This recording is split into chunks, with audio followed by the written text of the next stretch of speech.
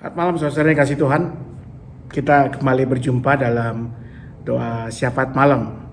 Tahun 2015, studio animasi terkenal di dunia yaitu Pixar merilis sebuah film animasi yang sangat menarik, judulnya Inside Out, dan dengan cara yang menarik dan baru, film ini membahas tentang 5 emosi utama dalam diri seorang manusia, yaitu joy, sukacita, anger, kemarahan, disgust atau kejijikan, fear, ketakutan, dan sadness atau kesedihan.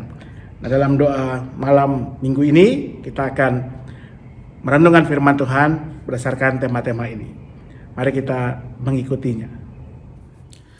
Emosi atau perasaan yang akan kita renungkan pada malam hari ini dalam film Inside Out digambarkan lewat tokoh seorang perempuan yang matanya sering terpicing, hidungnya terangkat, mulutnya manyun kalau ada hal tertentu yang membuatnya merasa jijik.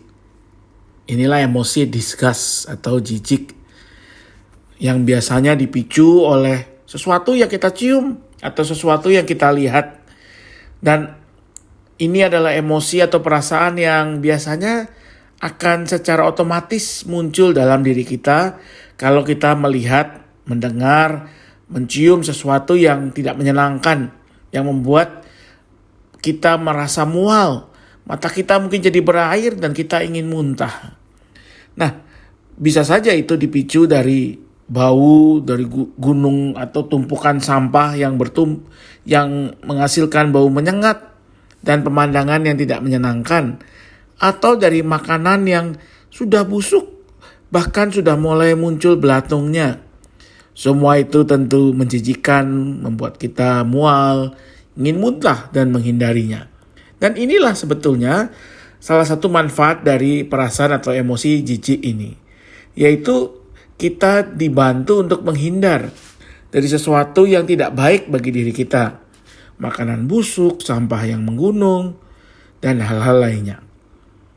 Tetapi apakah rasa jijik itu selalu disebabkan oleh hal yang kelihatan tidak baik seperti contoh-contoh tadi? Nah, dalam kitab Nabi Amos dikatakan bahwa Allah merasa jijik justru karena sesuatu yang kelihatannya bagus, baik dan indah, yaitu ibadah Israel. Seperti dikatakan Nabi Amos demikian, "Aku membenci, aku menghinakan perayaanmu, dan aku tidak senang pada perkumpulan rayamu. Sungguh, apabila kamu mempersembahkan kepadaku korban-korban bakaran dan korban-korban sajianmu, aku tidak suka. Dan korban keselamatanmu berupa ternak tambun, aku tidak mau pandang. Jauhkanlah daripadaku keramaian nyanyian-nyanyianmu, lagu gambusmu tidak mau aku dengar. Tetapi biarlah keadilan bergulung-gulung seperti air, dan kebenaran seperti sungai yang selalu mengalir." Nah, rupanya dalam teks yang baru kita baca, dikatakan Allah membenci, tidak suka, jijik dengan perayaan ibadah-ibadah Israel. Apa pasalnya, saudara? Rupanya pada masa itu, kehidupan religius bangsa Israel kelihatannya berlangsung dengan amat sangat baik.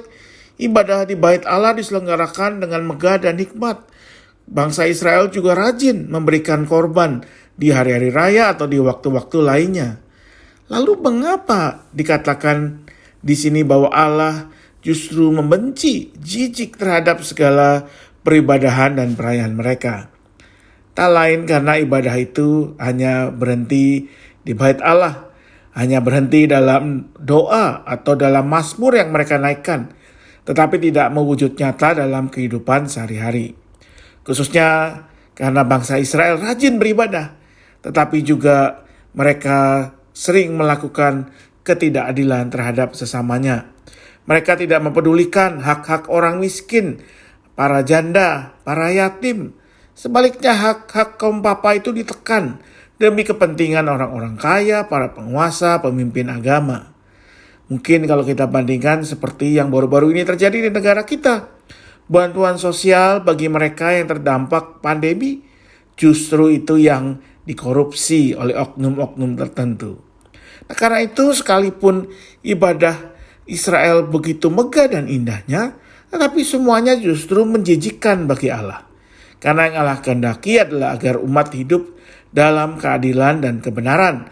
Agar ibadah tidak hanya berhenti di mulut dan rumah ibadah, tetapi lewat apa yang mereka lakukan kepada saudara-saudara mereka yang paling lemah. Saudara dikasih Tuhan, apa yang membuat kita jijik? Masihkah kita jijik melihat ketidakadilan atau penderitaan orang lain? Atau jangan-jangan kita sudah mati rasa? Mari kita berdoa. Ya Tuhan, kami berdoa untuk mereka-mereka yang menjadi korban ketidakadilan di negara kami. Mereka-mereka yang harus tergusur karena kepentingan kaum beruang, kaum penguasa. Mereka yang hak-haknya dirampas, dilanggar. Mereka yang tidak mendapatkan apa yang semestinya diterima sebagai kebutuhan hidup mereka. Mereka yang kesulitan mendapatkan kebutuhan-kebutuhan mendasar. Tuhan yang kiranya menguatkan mereka. Dan Tuhan juga yang menyertai orang-orang yang memperjuangkan kepentingan para korban ketidakadilan. Mereka yang membela lingkungan yang dirusak oleh manusia-manusia yang serakah. Mereka yang membela orang-orang kecil yang terinjak-injak oleh pesatnya pembangunan.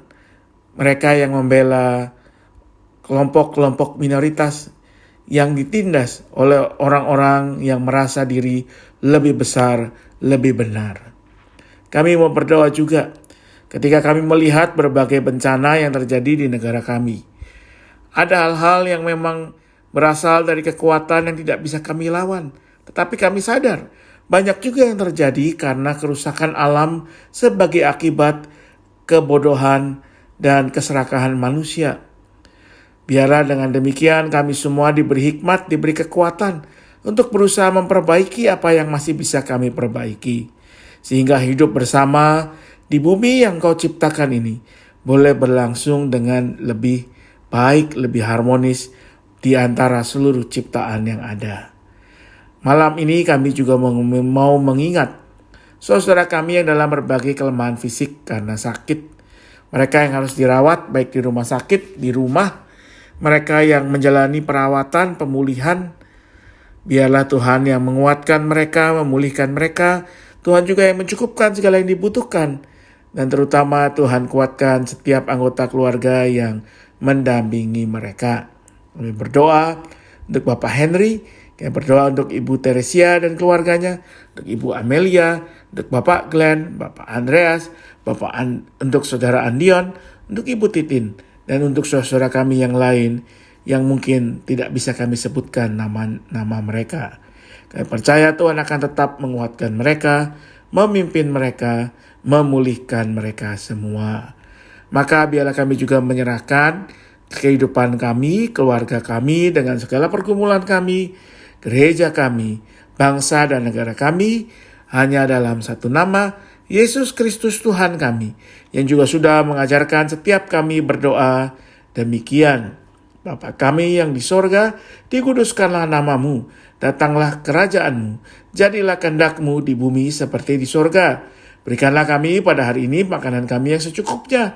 Ampunilah kami seperti kami mengampuni orang yang bersalah kepada kami.